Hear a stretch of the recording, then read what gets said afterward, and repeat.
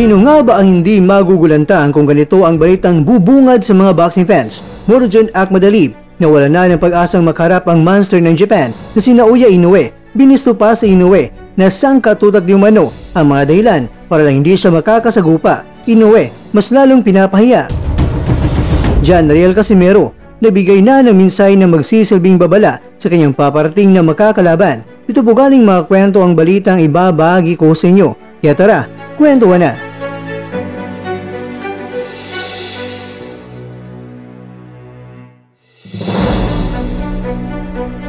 Siyempre, gusto rin ni Akma na muling maging world champion muli at ang tanging paraan lang dito ay pansinin si Akma sa isnaberong undisputed world champion na si Inoue. Matagal na sanang nagharap ang dalawa kung hindi lang pinayuko itong si Akma ng husay at galing ng Pinoy sa katauhan ni Marlon Bangungot ng Pinas Tapales. Na-upset itong si Akma kay Tapales na binigay na score ng dalawang mga hurado ay 113-115 kay Tapales. Habang ang isang hurado naman mga kwento ay nagbigay ito ng 118-110 pabor kay Akhmadalib. Kaya dahil sa upset na sinapit ni Akma ay doon na napunta ang isang napakalaking oportunidad na nakaharap nitong si Inoue ay napunta kay Tapales. At pasasalamatan natin pa rin ang ating kaubayang Pinoy na ginapang niya talaga para lang madepensa niya ang dalawa niyang mga korona.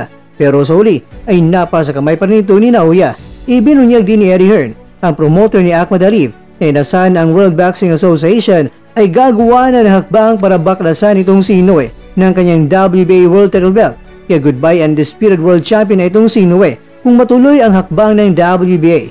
Hindi sana mabaklasan itong si Inoue ng WBA belt kahit na 2 taon na naging mandatory challenger itong si Akma kay Inoue. Pero mas pinili pa na sina TJ Duaney at Kim Yi-jun ang pinalaga ni Inoue. Pero kung pagkatapos ng winasak ni Inoue itong si Kim, ang isusunod na niya na laban ay itong si Akhmadalib na. Pero dahil sinabi na ng Team Inoue na ang susunod na kakalabanin ay si David Picasso Romero, ay doon na mas lalong uminit ang tumbong ni Akma dito at sinabi niya na ano ang magagawa niya kung ayaw talagang lumaban itong si Inoue sa kanya. 2 mga taon na raw siyang naghihintay kay Inoue bilang mandatory, kaya sobrang na bad trip na raw talaga siya sa mga sangkatutak na madahilan ni Inoue. Hindi niya alam kung sino nga ba talaga ang ayaw na may kasaang laban nila ni Inoue. Itong si Inoue nga ba ang bumahag ang buntot o di kaya ang mga taong nakapaligid sa kanya na ayaw na itong mangyari.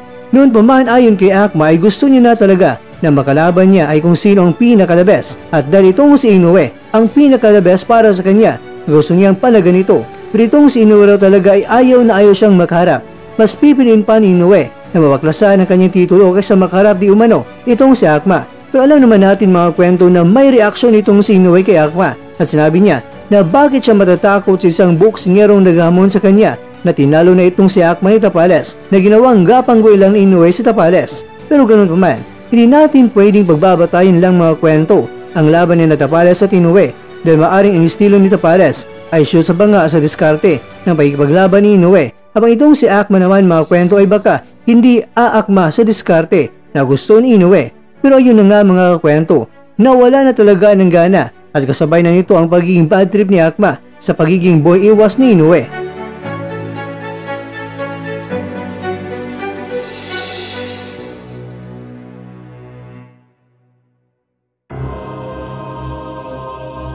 Mga kakwento, Casimero, may matinding banta sa paparating na boksingero na kanyang makakalaban. Ayon kay Casimero, huwag kang makipagsabayan.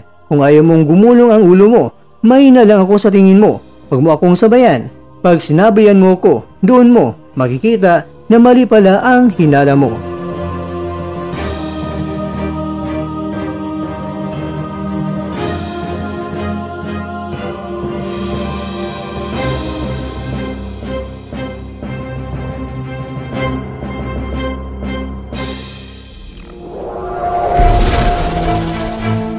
At dyan, nagtatapos ang ating kwento.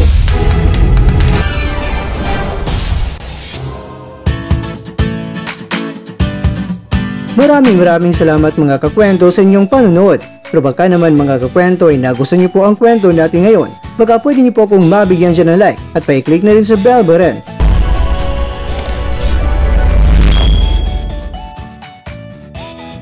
Pero bago tayo matapos mga kwento ay syempre, shoutout po muna kayo dyan sa ating mga kakwento. Kay kakwentong Ramil Lubitania, kay kakwentong Dalski TV, kay kakwentong Ferdinand Espidilion, at ikaw kwentong nanonood ngayon, shoutout sa iyo dyan. Bueno, hanggang dito lang po muna ang ating kwentuhan at abangan na po ating susunod na video.